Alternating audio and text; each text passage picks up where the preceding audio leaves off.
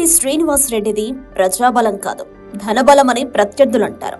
కానీ జనబలమని ప్రతి సందర్భంలోనూ రుజువైంది. డబ్బుంటే నాయకులు కారు, డబ్బునోళ్ళందరూ రాజకీయాల్లో రాణించారు. జనం మనసును గెలిచిన వారు మాత్రమే ప్రజా నాయకులవుతారు. ఎన్నో అవమానాలు ఎదుర్కొని జనబలంతో అసమాన నాయకుడిగా ఎదిగారు పొంగులేటి శ్రీనివాసరెడ్డి. అవమానాలతో రాటు తేలిన ఆయన ఎంతో రాజకీయ పరిణితితో రాష్ట్రంలో ప్రభుత్వ మార్పులో కీలకంగా మారారు. ప్రజాభిమానం గెలుచుకోవడం, జనం గుండెల్లో గూడు కట్టుకోవడం అంత ఈజీ కాదు.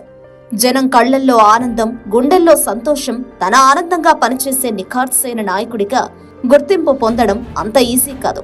కఠోర శ్రమతో ప్రజల నాడి పట్టుకుని అవసరాలు తీరుస్తూ అండగా ఉంటూ తిరుగులేని జనాదరణ సాధించారు. అతి తక్కువ సమయంలో రాష్ట్ర స్థాయిలో కీ లీడర్ గా ఎదిగిన పొంగులేటి శ్రీనివాసరెడ్డి స్టేట్ పాలిటిక్స్ లో మచ్చలేని మహారాజు.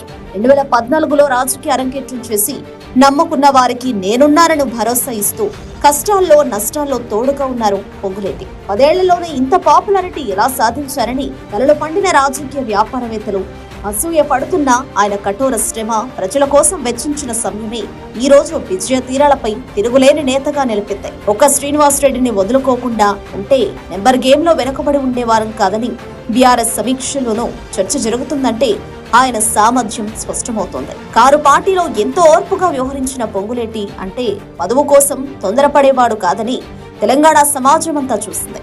ఇక పొంగులేటి కోసం ప్రయత్నం చేసిన బీజేపీ ఆయనను తెచ్చుకుని ఉంటే బాగుండేదని ఇప్పటికీ అంతర్గత సంభాషణలో మదనపడుతోంది. పొంగులేటి అనేది ఉమ్మడి ఖమ్మం జిల్లా ప్రజల హృదయాల్లో ఏర్పడిన ఇమేజ్. పడని వారు రాజకీయంగా అవమానాలు మిగిల్చినా పొంగులేటి రాజీ పడలేదు.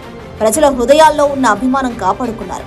పదవులు రాకున్నా బ్రాండ్ ఇమేజ్ కి మొగ్గు చూపి తాను ప్రజల పక్షమని నిరూపించుకున్న నాయకుడు సీనన్న.